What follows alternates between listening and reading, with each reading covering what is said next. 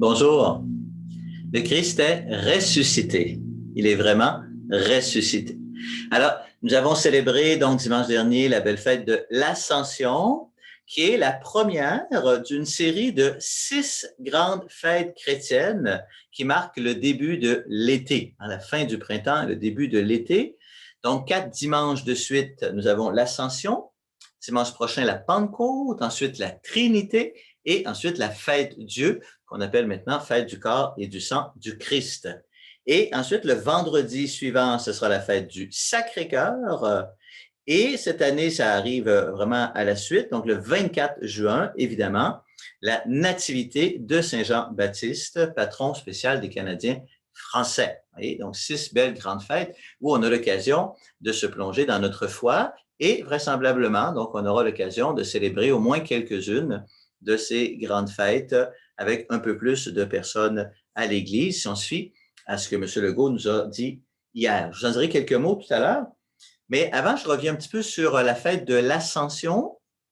Donc, dimanche, nous avons médité ensemble sur les 2 départs de Jésus. Les apôtres ont eu à vivre 2 fois le départ de Jésus. Donc, une première fois, le vendredi saint, quand il est mort sur la croix, et une deuxième fois, 40 jours plus tard, quand il part dans l'Ascension. Donc, évidemment, c'est le même départ. Jésus quitte cette terre, il meurt et il s'en va auprès du Père. Mais il a fallu ces 40 jours pour que les apôtres comprennent toute la signification du départ de Jésus et en même temps, la même chose pour nous aussi. Comment la résurrection de Jésus nous fait passer à travers la mort vers une vie nouvelle. Alors, le premier départ sur la croix, évidemment, ils l'ont vécu dans une grande tristesse, j'oserais dire une tristesse infinie. Pour eux, tout était fini, tout était terminé. Voilà, cette belle aventure avec Jésus, c'est terminé. Les espoirs qu'on a mis en Jésus, c'est terminé. Voilà. Mais voilà que Jésus ressuscite, il se manifeste à eux pendant 40 jours. Et lorsqu'au bout de 40 jours, Jésus part de nouveau, mais il part, il ne sera plus avec eux. Il est quand même mort au sens de la mort terrestre. Mais ils vivent ce départ dans une grande joie, une joie infinie. Et ce sera pour eux non pas la fin d'une grande aventure, mais le début d'une grande aventure, l'aventure de l'Évangile. Et Jésus va leur dire, vous allez être mes témoins à Jérusalem, dans toute la Judée et la Samarie et jusqu'aux extrémités de la terre. Voilà, une mission extraordinaire. Donc, ils reçoivent le témoignage d'amour de Jésus et ils ont mission de le répandre dans le monde entier. Et c'est ce qui s'est réalisé. Puisque nous, aujourd'hui, à l'autre bout du monde et 2000 ans plus tard, donc nous recevons ce témoignage de l'Évangile, le témoignage de l'amour de Jésus et nous recevons avec cet héritage extraordinaire de foi, la mission, la même mission d'en être les témoins. Mais évidemment, nous ne sommes pas les témoins de la même chose, puisqu'on n'a pas, nous, côtoyé Jésus de son vivant, etc. On ne l'a pas vu mort sur la croix. Nous sommes les témoins de la manière dont nous voyons Jésus. Alors, ce sera donc le sens de notre deuxième discernement communautaire. Mais avant, donc, je reviens un peu sur le premier discernement qui concernait nos célébrations du dimanche à la lumière de ce que M. Legault nous a annoncé hier dans sa conférence de presse. Donc, il a annoncé hier plusieurs belles nouvelles, des nouvelles encourageantes qui nous annoncent des jours meilleurs. Et donc, il nous confirme que pour nous, à partir du 30 mai, donc nous allons entrer dans notre horaire d'été, comme je vous le disais déjà la semaine passée, donc avec un horaire fixe des messes le dimanche, à Saint-Ambroise à 9 h, Sainte-Mélanie 11 h, Sainte-Marceline 16 h 30, tous les dimanches, donc au moins jusqu'à la fête du travail. Et concernant le samedi, donc il y aura la messe le samedi jusqu'au 19 juin. Après le 19 juin, il n'y aura plus de messe le samedi. Donc, on pourra accueillir plus de monde le dimanche. Alors, on n'aura pas besoin comme tel de la messe du samedi. Et je souhaite réserver le samedi pour la formation. Donc, formation à la vie chrétienne, formation au leadership chrétien et formation de disciples missionnaires. Donc, ce sera évidemment de plus en plus important. Voilà. Dans sa conférence hier aussi, M. Legault a laissé entrevoir une petite chose qui est un peu plus inquiétante et j'aimerais la confier à votre prière. Hein. Vous l'avez entendu comme moi. Donc, il a dit quelque chose comme à partir de la fin d'août, les personnes qui auront reçu leurs 2 doses de vaccin pourront se réunir librement dans les maisons.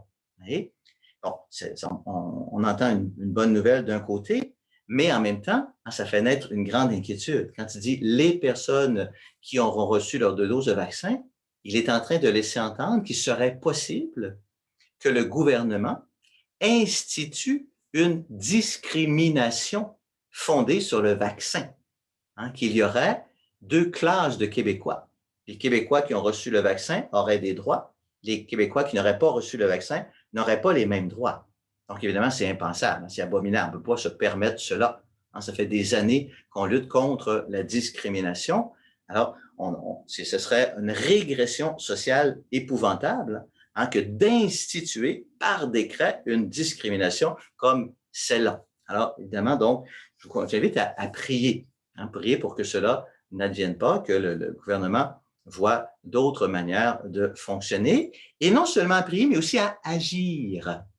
À agir dans le sens du dialogue. Hein, qu'est-ce qui empêche la discrimination? D'une part, il y a les lois. Évidemment, on ne fait pas de loi discriminatoire, c'est abominable. Mais la loi ne suffit pas. Il faut aussi être en relation avec les personnes. Vous voyez? Alors, je vous invite donc à entreprendre ce dialogue et justement, donc c'est ce qui donne du sens à notre deuxième discernement communautaire, qui concerne la réorganisation missionnaire de la communauté chrétienne. Comment réorganiser nos communautés chrétiennes pour qu'on soit davantage missionnaires, qu'on réalise davantage cette mission d'annonce de l'Évangile à notre monde qui en a besoin. Parce que l'Évangile est le chemin privilégié pour abattre les murs de discrimination. Et je vous rappelle simplement ce qu'en dit saint Paul dans la lettre aux Éphésiens. Hein, c'est très beau, il faut se rappeler ça. Il dit ceci, hein, c'est lui, le Christ, qui est notre paix. Des deux, le juif et le non-juif, hein, le juif et le non-juif, il a fait une seule réalité. Par sa chair crucifiée, donc sur la croix, hein, par sa chair crucifiée, par sa croix, il a détruit ce qui les séparait, le mur de la haine. Ainsi, à partir des deux, le juif et le non-juif, il a voulu créer en lui un seul être nouveau. Il faut méditer ces textes-là. Hein? En faisant la paix et réconcilier avec Dieu les uns et les autres en un seul corps par le moyen de la croix. En sa personne, il a tué la haine. Et par sa mort sur la croix, dans sa personne, Jésus détruit la haine et réconcilie le juif et le non-juif. Et en plus, il les réconcilie avec Dieu. Et quelques versets plus loin, il utilise une autre image pour parler de la même réalité. Il dit ceci, « Car vous avez été intégrés dans la construction qui a pour fondation les apôtres et les prophètes. Et la pierre angulaire, c'est le Christ Jésus lui-même. En lui, toute la construction s'élève harmonieusement pour devenir un temple saint dans le Seigneur. En lui, vous êtes vous aussi des éléments d'une même construction pour devenir une demeure de Dieu par l'Esprit Saint. C'est extraordinaire. Hein? Alors, lettre aux Éphésiens, chapitre 2, j'invite à aller relire ça. Alors, on se rappelle donc que la pierre angulaire, c'est la pierre qui est en haut. Vous voyez, on élève un mur comme ça d'un côté, on élève un mur de l'autre côté, et il faut que les murs de pierre se rejoignent pour tenir, pour former cet arc. Et donc, ici, il y a la pierre d'angle, très importante, qui permet d'unir un mur avec un autre mur et qui fait en sorte que ce ne sont plus 2 murs, mais une même construction. Vous voyez? J'ai retrouvé une parole de Lacordaire que j'avais déjà entendue, mais qui m'avait échappé. Henri Lacordaire, qui a été un célèbre prédicateur, entre autres, à Notre-Dame de Paris, hein, et il disait ceci, regardez comme c'est beau. « Je ne cherche pas à convaincre d'erreur mon adversaire, mais à m'unir à lui dans une vérité plus haute. » Ah oui, donc il redit ça. Hein? Je suis là, tu es là, on n'a pas le même point de vue, on peut être des adversaires. Je ne cherche pas à convaincre d'erreur mon adversaire. Je ne cherche pas à détruire celui-là, comme si je détruirais son mur. Mais non, Parce qu'on est appelé à former ensemble un même édifice. Donc, je cherche à m'unir à lui, vous voyez, par une vérité plus haute, de telle sorte qu'on forme ensemble ce temple nouveau. Cette vérité plus haute, évidemment, c'est Dieu. Et concrètement, pour nous, c'est Jésus. Hein, ultimement, si on va ensemble vers une vérité toujours plus haute, on va arriver à Jésus qui est la vérité. Hein, dans la personne de Jésus se trouve toute la vérité sur Dieu et toute la vérité sur l'être humain. Vous voyez? Alors, donc, je vous invite à entrer dans ce dialogue et, entre autres, sur des sujets comme ceux qui sont d'actualité actuellement, qui pourraient nous opposer. Non, non, non. On ne se laisse pas opposer. Nous sommes appelés à construire ensemble. Donc, on cherche à s'élever ensemble, hein, par l'échange, par l'amour, évidemment, par le dialogue, etc., vers une vérité plus haute pour former ensemble un seul peuple québécois, entre autres, et bien plus largement, une seule humanité. Voilà.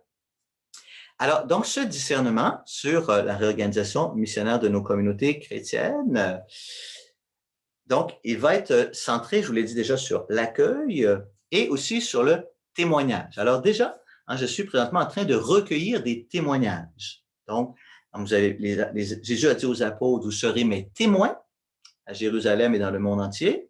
Ce témoignage est venu jusqu'à nous. Maintenant, nous sommes les témoins. De quoi nous sommes les témoins?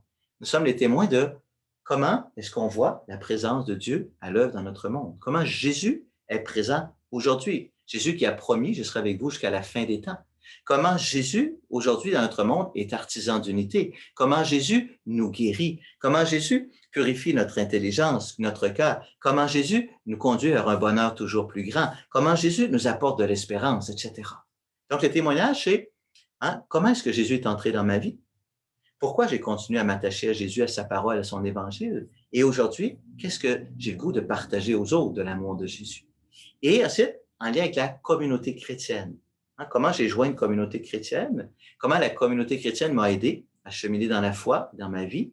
Et pourquoi aujourd'hui, je continue de trouver important de faire partie d'une communauté chrétienne? Voilà. Alors, vous pouvez déjà m'écrire des petits bouts de témoignage. Vous pouvez aussi m'appeler, on s'en parle, vous me parlez de ça, puis je prendrai quelques notes. Alors, je porte deux rêves. Un premier que j'ai commencé déjà à réaliser, qui est d'enregistrer quelques-uns de vos témoignages pour vous les partager comme ça, hein, par ce moyen de petites capsules vidéo, qu'on puisse entendre différents témoignages de nos frères et nos sœurs de la communauté chrétienne, comment ils ont rencontré Jésus, qu'est-ce qu'ils ont vécu dans la communauté chrétienne pour nous aider à discerner. Et je rêve qu'à la fin de ce discernement, on puisse ensemble publier un livre qui sera un recueil de nos témoignages, hein, qui pourrait s'appeler être témoin de Jésus dans un monde déconfiné, hein, ou quelque chose comme ça. Tu sais, au lendemain de cette période si particulière qu'on aura vécue, on est des témoins de la foi, et puis on les met par écrit pour la joie de partager l'espérance, partager notre témoignage. Voilà. Alors, donc d'ici là, dimanche qui vient, c'est la belle fête de la Pentecôte. On aura la joie de célébrer ensemble, au moins avec quelques personnes. Ceux qui n'auront pas la possibilité de se joindre à une célébration à l'église, je vous invite à prendre un moment dans votre maison pour vraiment invoquer l'Esprit Saint. Avec beaucoup de foi, beaucoup d'ardeur, on invoque l'Esprit sur nous-mêmes, sur nos familles, nos communautés chrétiennes, sur notre monde. On a besoin plus que jamais de l'Esprit Saint. Donc, on l'invoque. Si vous le souhaitez, vous pouvez revisiter les capsules vidéo que j'avais enregistrées l'an dernier. Donc, c'était le 26, 27 et 30 mai 2020, où je donnais les différents sens de la Pentecôte. Hein, la Pentecôte qui est un accomplissement moral, accomplissement psychologique, accomplissement communautaire et accomplissement religieux de notre humanité. Voilà. Alors, mes amis, merci d'être là. Merci de persévérer sur ce chemin. Merci de partager entre vous et avec moi vos témoignages de foi, d'amour envers Jésus, d'amour envers la communauté chrétienne. Et je demande au Seigneur de vous accompagner de sa bénédiction. Au nom du Père, du Fils et du Saint-Esprit.